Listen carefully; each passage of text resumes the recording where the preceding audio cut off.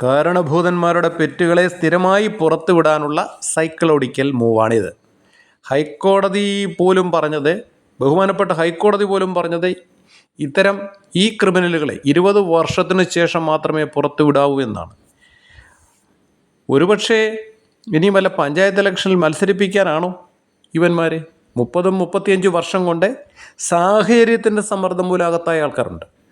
അവർ നിരവധി രോഗങ്ങൾക്കടിമയാണ്. അവരെ ഒന്നും മോചിപ്പിക്കാൻ ഒരു ശ്രമവും ഇവർക്കില്ല. കാരണം അവർക്ക് ചോദിക്കാനും പറയാനും ആരുമില്ലല്ലോ.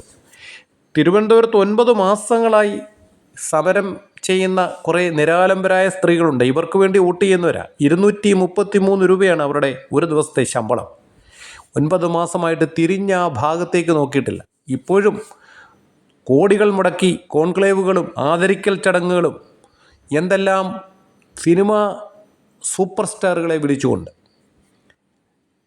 കഷ്ടമാണ് തമ്പ്രാ ഇത്, കഷ്ടം തന്നെ.